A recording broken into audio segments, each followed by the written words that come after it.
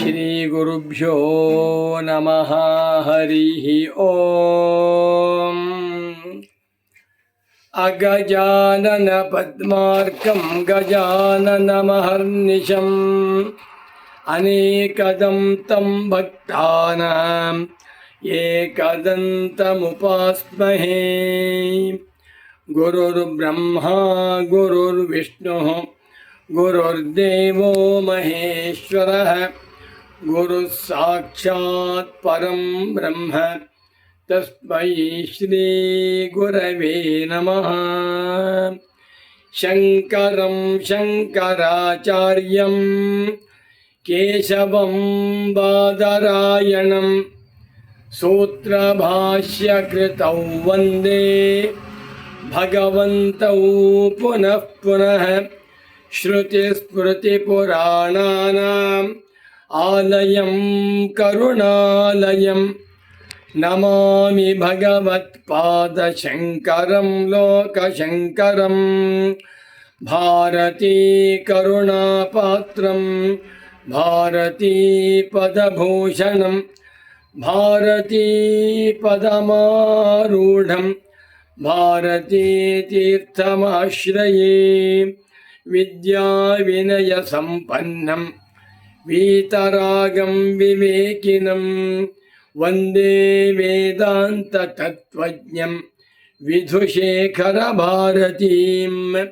ವಂದೇ ತಂ ಸಚ್ಚಿದಾನಂದಂ ಯತಿವರ್ಯಂ ಮಹಾಮತಿಂ. ವೇದ ವೇದಾಂತ ಸಾರಜ್ಞಂ ಸದ್ಗುರುಂ ಪ್ರಣತೋಸ್ಮ್ಯಹಂ. ಶ್ರೀಗುರುಂ ಪ್ರಣತೋಸ್ಮ್ಯಹಂ. ಸದಾಹಂ ಸಂಪ್ರದಾಯಜ್ಞಂ ಸಂಯಮೀಂದ್ರಂ ಸದಾಶ್ರಯಂ ಸದ್ಗುರುಂ ಸಚ್ಚಿದಾನಂದಂ ಸದಾಚಾರಂ ಸಮಾಶ್ರಯೇ. ಶ್ರೀಮಚ್ಛಂಕರ ಭಗವತ್ಪೂಜ್ಯಪಾದ ಮಹಾಸದ್ಗುರುಭ್ಯೋ ನಮಃ. ಶ್ರೀ ಶ್ರೀ ಸಚ್ಚಿದಾನಂದೇಂದ್ರ ಸರಸ್ವತೀ ಸದ್ಗುರುಪಾದುಕಾಭ್ಯಾಂ ನಮಃ. ನಮೋ ನಮಃ ಸದ್ಗುರುಪಾದುಕಾಭ್ಯಾಂ. ಶಂಕರ ಭಾನು ಚಾನಲ್ ವೀಕ್ಷಕರಾದ ತಮ್ಮೆಲ್ಲರಿಗೂ ಇಂದಿನ ಕಾರ್ಯಕ್ರಮಕ್ಕೆ ಹೃತ್ಪೂರ್ವಕವಾದ ಸ್ವಾಗತಗಳನ್ನು ಕೋರುತ್ತಾ ಇದೀಗ ಕಾರ್ಯಕ್ರಮವನ್ನು ಪ್ರಾರಂಭ ಮಾಡೋಣ. ಭಗವತ್ಪಾದ ಶಂಕರಾಚಾರ್ಯರನ್ನು ಕುರಿತು ಸುಮಾರು 1300 ವರ್ಷಗಳಿಂದ ಇಂದಿನವರೆಗೂ ಕೂಡ ನೂರಾರು ಜನ, ಸಹಸ್ರಾರು ಜನ, ಲಕ್ಷಾಂತರ ಜನ ಮಹಾತ್ಮರು, ಯತಿಗಳು, ಪಂಡಿತೋತ್ತಮರು, ವಿದ್ವದ್ವರಿಷ್ಠರು, ಬ್ರಹ್ಮಜ್ಞಾನಿಗಳು ಸ್ತೋತ್ರ ಮಾಡಿದ್ದಾರೆ.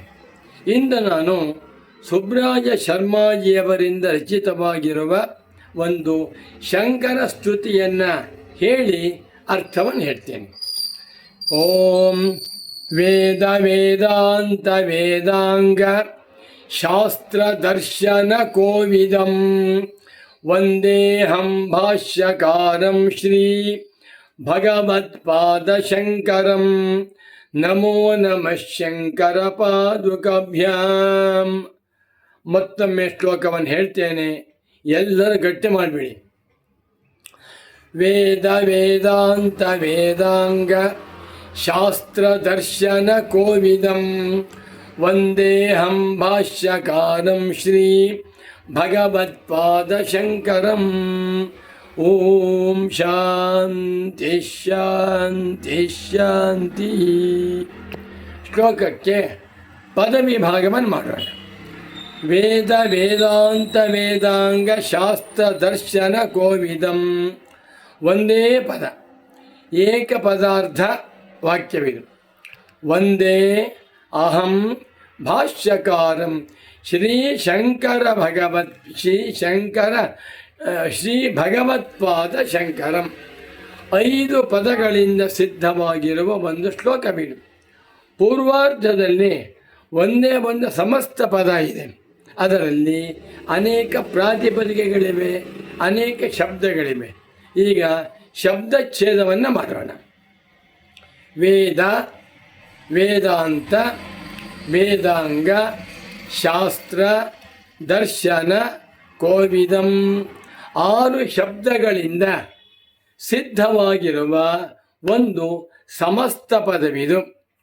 ವೇದಗಳನ್ನು, ವೇದಾಂತಗಳನ್ನು, ವೇದಾಂಗಗಳನ್ನು, ಶಾಸ್ತ್ರಗಳನ್ನು, ದರ್ಶನಗಳನ್ನು ಸಂಪೂರ್ಣವಾಗಿ ಬಲ್ಲಂಥ. ಕೋವಿದ ಅಂದರೆ ಪ್ರವೀಣ, ಮಹಾಪಂಡಿತೋತ್ತಮ. ಭಗವತ್ಪಾದ ಶಂಕರಾಚಾರ್ಯರು 4 ವೇದಗಳನ್ನು ಮತ್ತು 14 ವೇದಾಂತಗಳನ್ನು, 6 ವೇದಾಂಗಗಳನ್ನು, 64 ಶಾಸ್ತ್ರಗಳನ್ನು, 13 ದರ್ಶನಗಳನ್ನು ಸಂಪೂರ್ಣವಾಗಿ ಬಲ್ಲಂಥ ಪಂಡಿತೋತ್ತಮರು, ಸರ್ವಶಾಸ್ತ್ರ ಪ್ರವೀಣರು.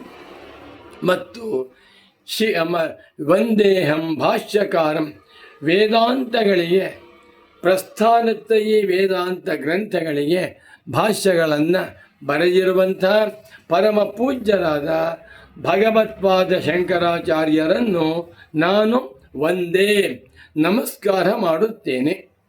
ನಾವು ಶಂಕರರಿಗೆ ನಮಸ್ಕಾರವನ್ನು ಮಾಡುವಾಗ, ಶಂಕರರನ್ನು ಸ್ಮರಣೆ ಮಾಡುವಾಗ, ಭಗವತ್ಪಾದ ಶಂಕರಾಚಾರ್ಯರಿಗೆ ಪೂಜೆ ಮಾಡುವಾಗ ನಮ್ಮ ಮನಸ್ಸಿನಲ್ಲಿ ಭಗವತ್ಪಾದ ಶಂಕರಾಚಾರ್ಯರವರ ಭವ್ಯವಾದಂಥ ಚಿತ್ರಣ ಬರಬೇಕು. ಯಾರು ಶಂಕರಾಚಾರ್ಯರು ಅಂತಂದರೆ ವೇದ, ವೇದಾಂತ, ವೇದಾಂಗ, ಶಾಸ್ತ್ರ, ದರ್ಶನ, ಕೋವಿದಂ ವಂದೇಹಂ ಭಾಷ್ಯಕಾರಂ ಶ್ರೀ ಭಗವತ್ಪಾದ ಶಂಕರಂ. ಅರ್ಥವನ್ನು ನೋಡೋಣ. ವೇದಗಳು ಋಗ್ವೇದ, ಶುಕ್ಲ ಯಜುರ್ವೇದ, ಕೃಷ್ಣ ಯಜುರ್ವೇದ, ಸಾಮವೇದ, ಅಥರ್ವ ವೇದಗಳೆಂಬ 4 ವೇದಗಳು ಭಗವತ್ಪಾದ ಶಂಕರಾಚಾರ್ಯರಿಗೆ ರಕ್ತಗತವಾಗಿದ್ದವು. ವೇದಗಳಲ್ಲಿ ಬರುವ ಸಂಹಿತಾ ಭಾಗ, ಬ್ರಾಹ್ಮಣ ಭಾಗ, ಆರಣ್ಯಕ ಭಾಗ ಮತ್ತು ಉಪನಿಷತ್ ಭಾಗ ಎಲ್ಲವೂ ಭಗವತ್ಪಾದ ಶಂಕರಾಚಾರ್ಯರವರಿಗೆ ಚೆನ್ನಾಗಿ ತಿಳಿದಿತ್ತು. ವೇದಾಂತ ಈಶ, ಕೇನ, ಕಠ, ಮುಂಡಕ, ಪ್ರಶ್ನ, ಮಾಂಡೂಕ್ಯ, ಐತರೇಯ, ತೈತ್ರಿಯ, ಛಾಂದೋಗ್ಯ, ಬೃಹದಾರಣ್ಯಕ, ಶ್ವೇತಾಶ್ವತರ, ಜಾಬಾಲ, ಕೈವಲ್ಯ ಮುಂತಾಗಿರುವ ಎಲ್ಲ ವೇದಾಂತಗಳು ಭಗವತ್ಪಾದ ಶಂಕರಾಚಾರ್ಯರವರಿಗೆ ಹೃದ್ಗತವಾಗಿದ್ದವು.